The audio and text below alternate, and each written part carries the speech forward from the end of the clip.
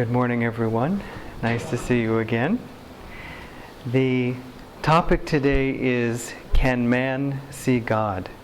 And the reading today is from the essence of the Bhagavad Gita, which is Yoganandaji's commentary on the Bhagavad Gita as expressed through Swami Kriyananda.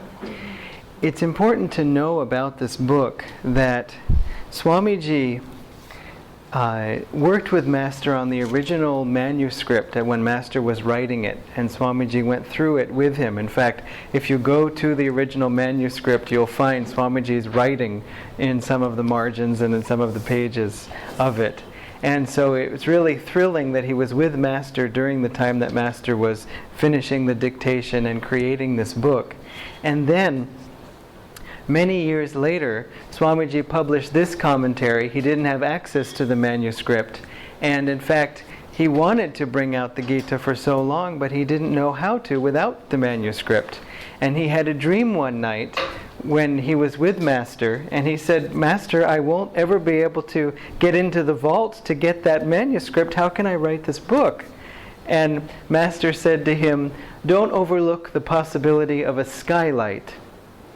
And so Swamiji thought, think about a secure sealed room with a big skylight, and then you just look down and there it is. And so Swamiji didn't know exactly what that meant, but then when he decided to write this book, and he sort of felt forced to because of outer circumstances, he had to begin on a certain day, suddenly he could remember everything that Master said about every single sloka, every single stanza of the Bhagavad Gita. He wrote this whole book in less than 2 months, and it's over 600 pages. I mean, it's inconceivable that and the whole time, it wasn't that he was just in seclusion. He had guests coming. Jyotish and Devi were visiting. It was actually their visit that made him start, because he said, if I don't start now, then I'll just, be pulled into these outer things, which are also good, but I've got to begin. And so they would be shopping or talking or meeting with people, and then he would also go that night and write well into the morning. And so what's also interesting about this book is two things. One is that Swamiji said, we very indirectly asked him something about, I think it was about a website, like should this particular part of our work have its own website? It was strange even that we would ask him such a question, but it happened to come up. And he said, the main thing we need to feature is Master's teachings, and also as expressed through my books, the most important of which is the essence of the Bhagavad Gita. And he had never said that before, that this was his most important book. And then he continued on throughout the rest of his years after this was published, saying this is the most important book, followed then perhaps by The New Path, sharing the stories of life with Master and so on. One of the reasons why I think he said it's the most important book he's written is because of what Master said about it when he finished writing it. When the manuscript was done and the secretary had typed the last pages, and Master told her the manuscript numbered, whatever it was, 800 pages, and he said it's 800, and she counted carefully just to check to make sure he was right, but he was right. And then he said, millions will find God through this book. He said, not just thousands, millions. I have seen it. I know. And so, the first statement he said was, a new scripture is born. Millions will find God through this book. So, we will begin today addressing the question, can man see God, going to the part of the Gita that deals directly with this, which is chapter 11.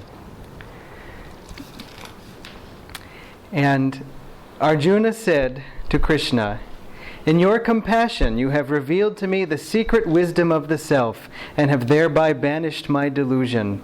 O lotus-eyed Krishna, you have spoken extensively of the beginning and end of all beings, and of your eternal sovereignty. O Great One, you have declared yourself to me. I accept as true everything you have said. And yet, O Purushottama, I long to behold you for myself in your infinite form. O Master, Lord of Yogis, if you deem me fit, reveal to me your infinite self. And this brings us to the first part of the question, can man see God?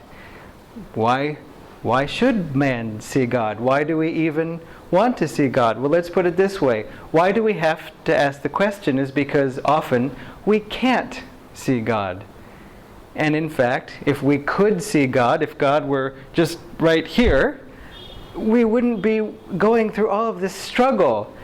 I believe in God, I don't believe in God, I believe that God looks like this, no, I believe God looks like that. One person likened it to two twins yet to be born inside the womb arguing about the existence of the mother.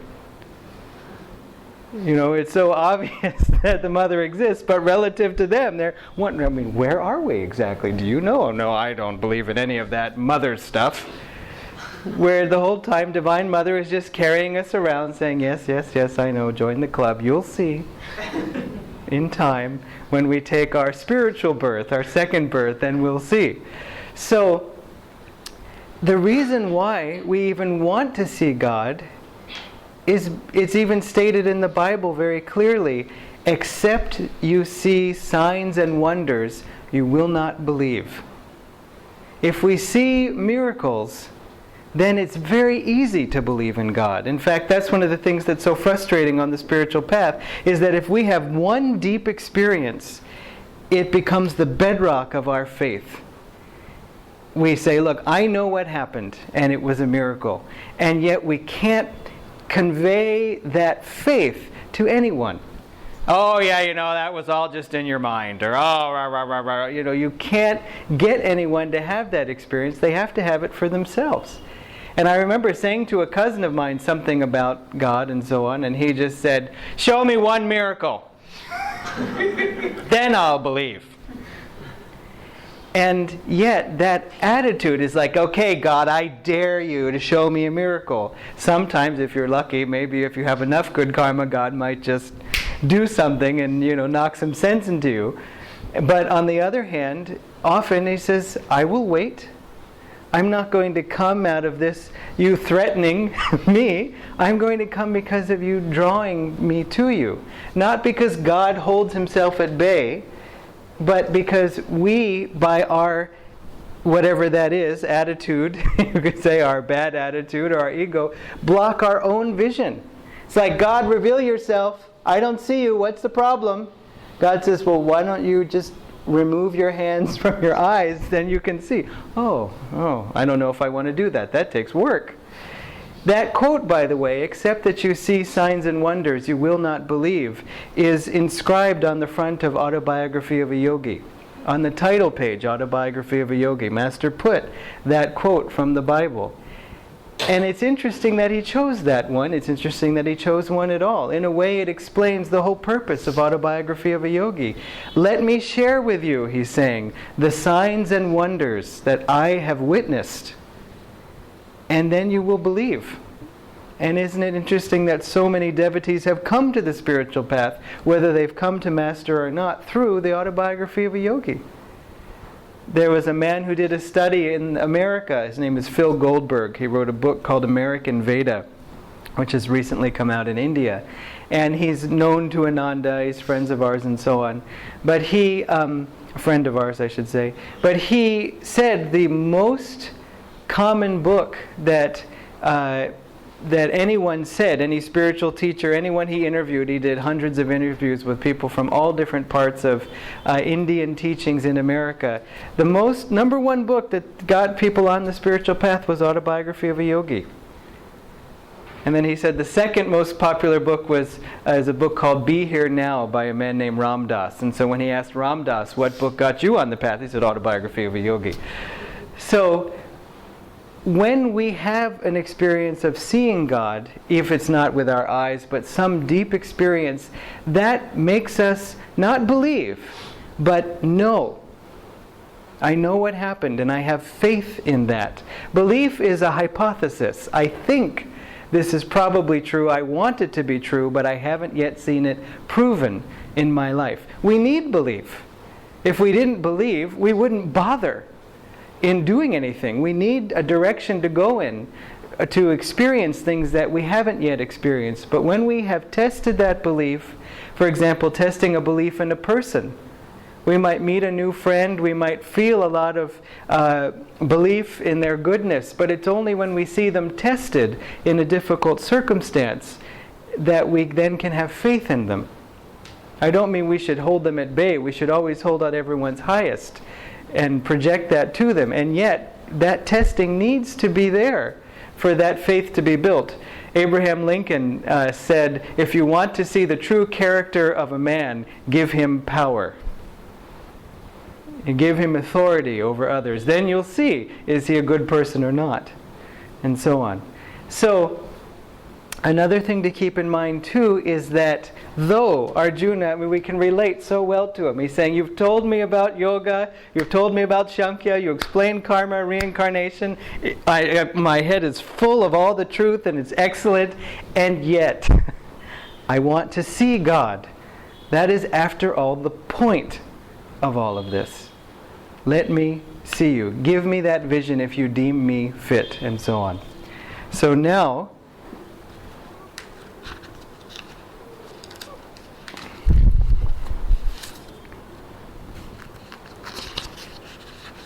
the Blessed Lord said, behold, O son of Pritha, Arjuna, by hundreds and by thousands my divine forms, multicolored, multifarious. Behold the Adityas, the Vasus, the Rudras, the twin Ashwins, the Maruts, and many wonders hitherto unknown. Here and now, O Guru Kesha, behold unified in my cosmic body all the worlds, all that moves or is without movement, and all besides that you desire to behold. You cannot behold me with mortal eyes, however. Now, therefore, I give you divine sight. Behold my supreme power of yoga. And this is the crucial point. See, in the Bible, at one point it says, no man hath seen God at any time. We go, oh, really? Oh, darn. And it says, the only begotten Son, He hath declared Him.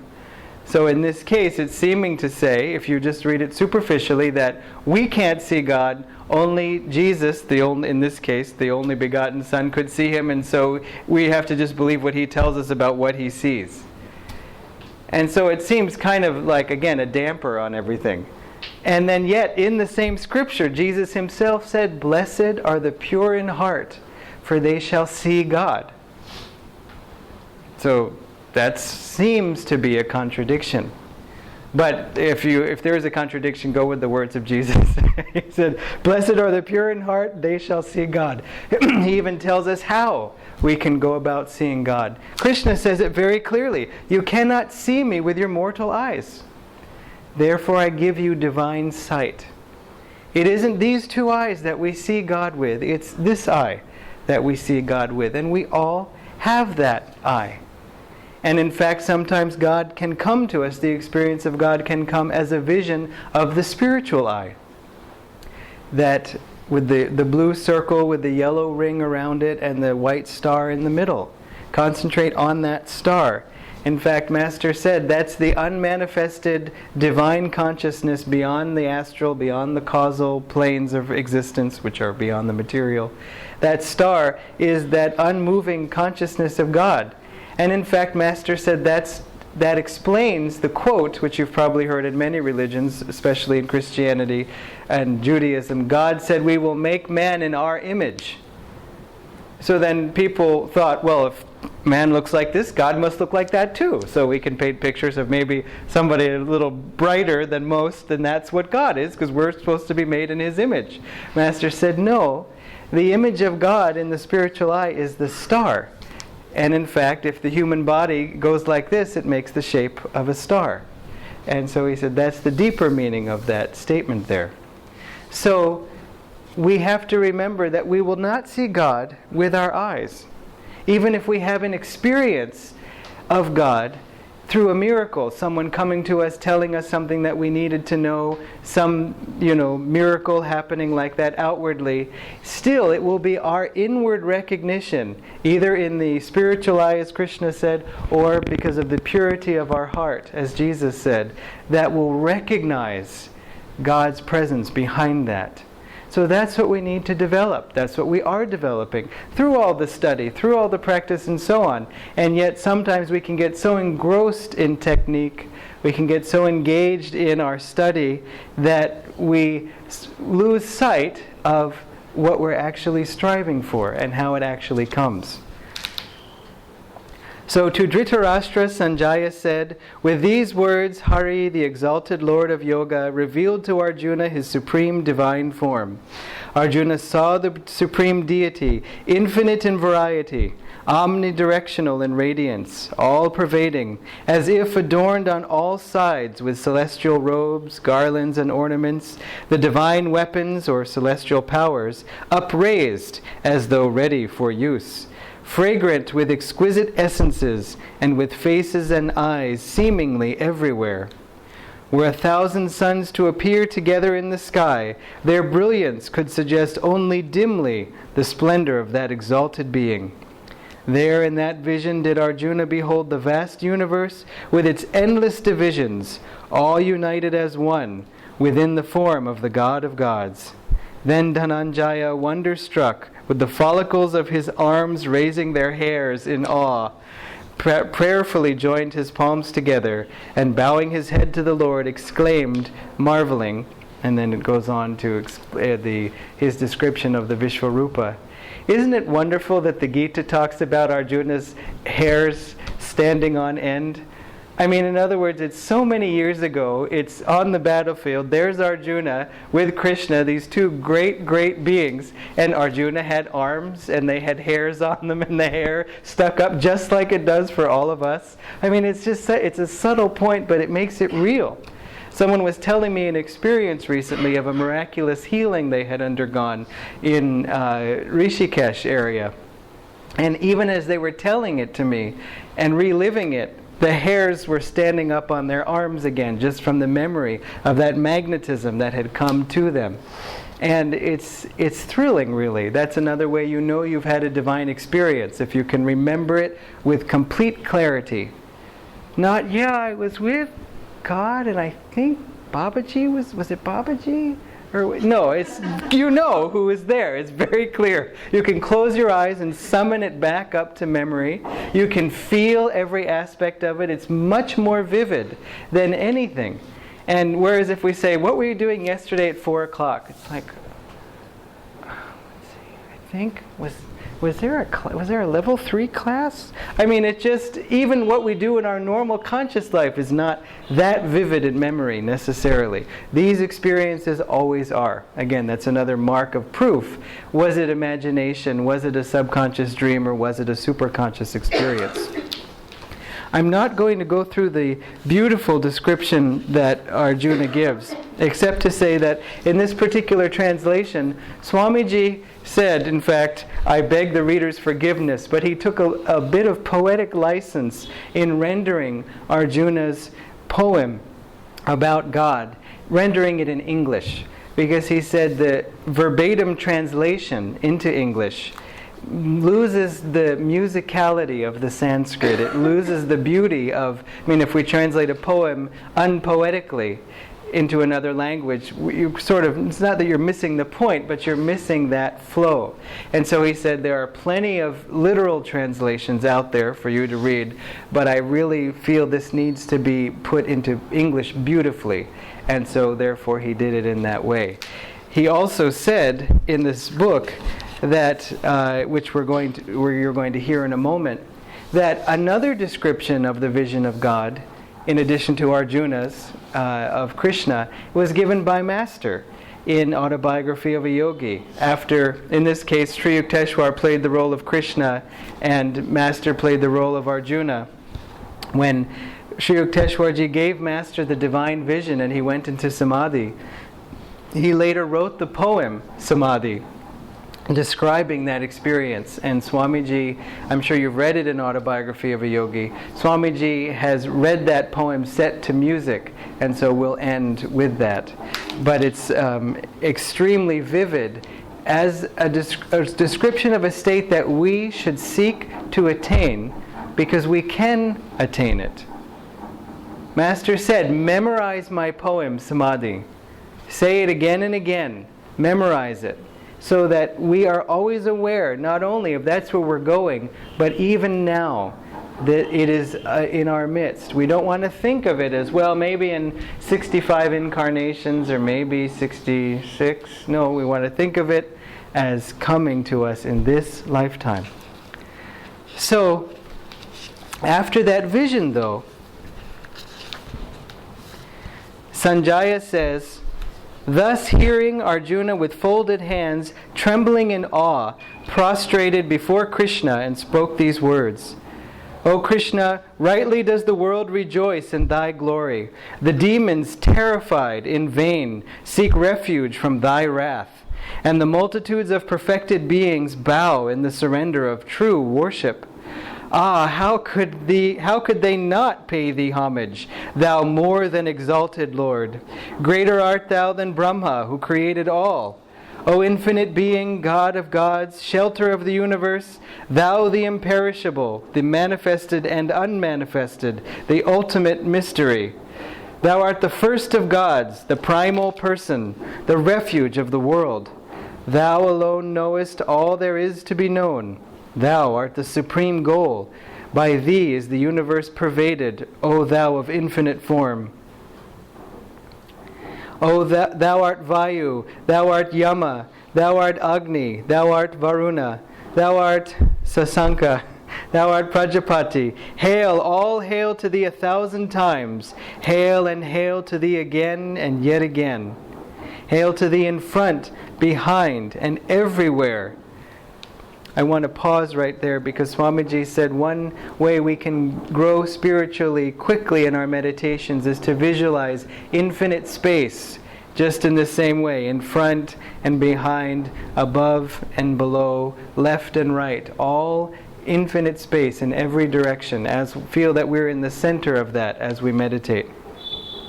Boundless in power and immeasurable in might, thou art in all, and therefore thou art all. And then this is the human part.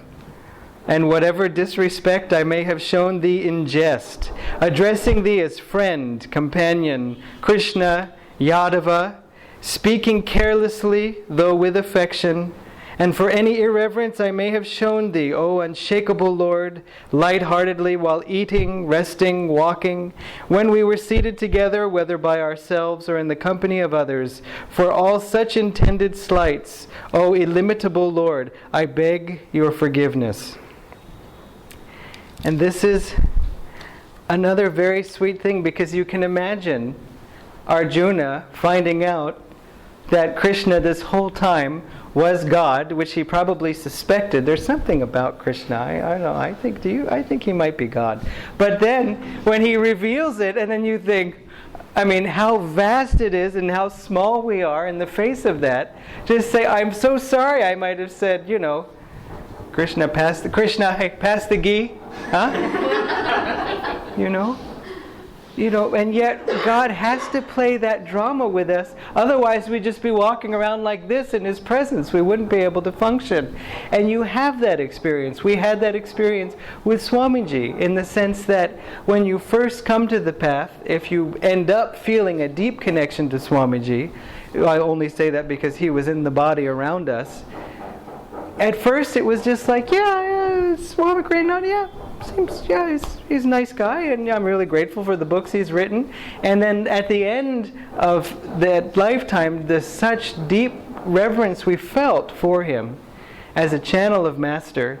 We just think back to those early years like, oh my God, Swami, all those things you had to put up with for me.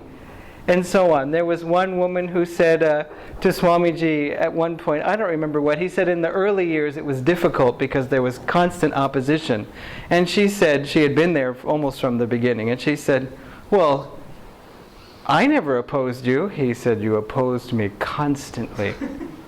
And she thought, no, did I? And then she started remembering every time she would argue back, yeah, sir, it's a good idea, but, and come up with a different answer and so on. And it wasn't that she wasn't supposed to question. It was nothing like that. But she was also supposed to listen. And I don't say she, I say all of us. That though we question, we should also listen. And Swamiji said that he did have, let me put it this way. He said whenever he thought that Master was somehow less than, didn't do something quite right, or I think that was a mistake, or not exactly what I would have done, or exactly what should have been done, he later realized or saw that what Master had done was so far beyond his idea of perfection. In other words, if Master ever seemed to be less than perfect, later Swamiji saw that he was actually more than Swamiji's concept of perfection. And so I had that experience with Swamiji once, not so dramatically, but we were, this was in 2010, we were living in Gurgaon, and I was running one particular small department of Ananda India, and a man who I knew, a friend of ours, but came up to me and said, so I'm going to be working with you now. I said, oh. He said, Swamiji said I should work with you. And I thought, you can't help it. Just like, oh, well, this is the first time hearing of it. And but Swamiji said it, it's fine. Just hold on one second. I might actually just, dear Swamiji, just checking. It's not like he said it to me. And I believed this man. He was a sincere man. He said, oh, yes, when Swamiji came back, we all went over to his house. And, we had a dinner. He was at dinner and he was telling us, like, oh, really? You all went over to his house? I don't remember getting that invitation. That all of those human feelings about personal. So you're telling me that you're working with me now. Okay, fine. And then it passed. I said, great. And I didn't check with Swamiji. I just wanted to make sure I believed the man. And so but it was a little funny, it seemed to me. And we didn't even have that much time together because I was leaving for the U.S. for a short vacation and so on. And we talked about plans and so on, and then when we went to the U.S. for that vacation, we ended up having to stay in the U.S. because of different reasons and so on. And this man took over the whole department and ran it. And if we hadn't had that time together, working together with me training him, or passing on rather all the things that I was doing, there would have been no handoff. And I did come back to India and we finished more things and so on before then returning, and then returning back to India again, of course, obviously. But it was so perfect that this man took on, and he did took it over and took it on and did a great job with it. But at that time I couldn't see all of that, but of course it was the beautiful solution. So Krishna begs that forgiveness, Arjuna begs that forgiveness of Krishna, and we have to realize that, of course, did Krishna say, yeah, I wondered when you were going to bring up the thing with the ghee. Yeah, that was totally out of line. Of course not. And so similarly, the Guru forgives any transgressions. He watches the heart. Remember what Krishna says to Arjuna in another place of the Gita, where he says, to you who are free of the carping spirit. Carping spirit means constant criticism. To you who are free of that constant criticism, I can reveal these truths. And does he say it because he says if people are critical, then they don't get the truths? No. It's that when criticism not only fills the mind, but fills the heart, then we can't see straight. It's not wrong to question. It's not wrong to question, assume, wanting to know the truth. It's different to question saying, I don't agree with that, therefore I question it. Let me see. Let me think about it. Let me ask. Let me wonder if perhaps my concept of perfection is less. And I don't mean perfection in this world in human terms and things like that. We'll never make this world perfect. But in that sense, Arjuna was completely open to Krishna and trusting. And so in that way he could give him more. Father of all beings thou art, of animate and inanimate alike. Nothing is worthy of worship but thee, O Guru sublime. Unequaled by anyone in the three worlds, who can surpass thee, O Lord of incomparable power? Therefore, O thou infinitely adorable, I cast myself humbly at thy feet, imploring thy pardon, as a father to his son, as a friend to a dear friend, as a lover to his beloved. Do thou, beloved Lord, forgive me. Overjoyed I am by this cosmic vision, never beheld before. Yet, I confess, my mind is not free from terror. Be merciful to me, O Lord of gods and shelter of the worlds. Show to me thyself once more again in thy limited human form. And interestingly, in this edition of the Gita, this picture is also a sort of an indication of what it would be like to see the cosmos and so on, the Vishvarupa. So it appears on the cover, but it appears here also in the book. And then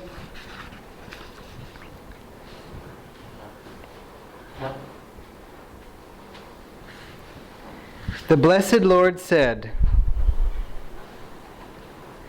by my grace, exercising my yoga power, I have revealed to you as to none other this supreme form of mine, radiant, infinite.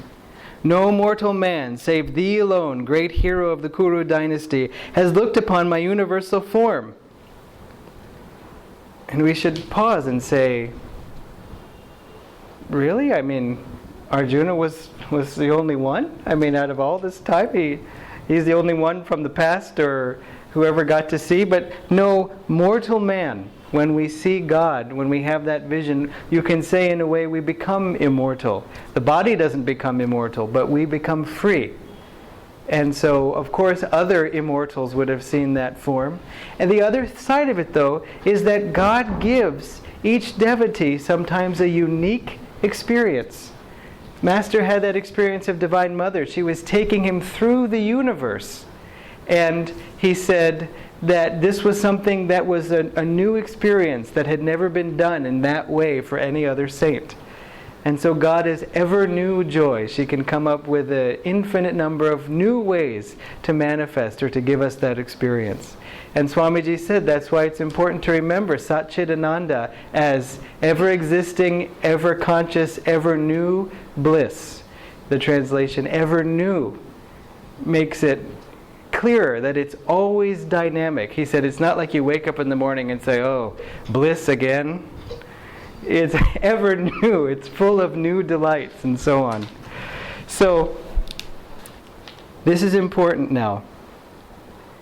So no mortal man has looked upon my universal form, not by sacrifices, nor by gifts in charity, nor by noble works, nor by pious study of the Vedas can that vision be attained.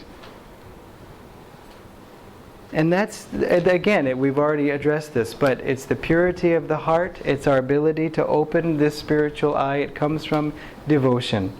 That's what allows us to have this vision. Does it mean that all these things are useless? Of course not.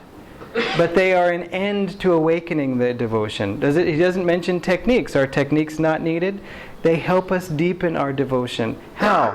How do they help us deepen our devotion? Because when you have one touch of bliss, then you want more of it. When you have one deep miracle in your life that brings comfort to your heart, you want more of it. It's very simple why we're on the spiritual path, really. I mean, we go through all this study and explanation and incarnations ago, and there's Irda and Pingala and all these things. And some people say, oh, you're so spiritual, and you must be a pious person, or so on, or this person isn't spiritual, they don't want these things. It's very simple. We had something that was so good that we said, how can I get more? And someone said, well, you meditate. Okay, I'll do it. Because that experience was too good to miss. It's just like having a special food. I mean, imagine the first jalebi you ever had, and then you have to learn the recipe and know how to make it and all that. Of course, I'm being silly. But when we have the divine jalebi, then we say, I've got to have more. And so, fine, I'll read the scripture. I'll read the scripture and meditate. I'll meditate. Do the energization. Anything, because I want more of that. And I want it all the time. It's that simple. Be not fearful nor bewildered by this vision of the wholly impersonal aspect of my being. Take comfort, be glad at heart, and behold me in this, my humanly speaking, reassuring aspect. Sanjaya said, having thus addressed Arjuna, Vasudeva appeared once again comfortingly to his disciple in his own human form. Arjuna said, O granter of all boons, Krishna, viewing you once again in the human form I love, my mind is pacified, and I feel I am once more myself. The blessed Lord said, very difficult is it to behold, as you have done, the vision of the divine universe. Even the gods yearn to see it. Its revelation, however, is not attained by penances, or by faithfulness to Scripture, or by charities, or by formal worship. O scorcher of foes, Arjuna, only by single-hearted devotion, achieved through deep yoga practice, is it possible to behold me and to become one with me as you have done in my cosmic form. He who serves me alone, who makes me his only goal, who lovingly surrenders every thought of I to me, who releases all attachment to aught else, and who, beholding me in all, bears no ill will toward anyone, he, O Arjuna, enters my vast being. God bless you.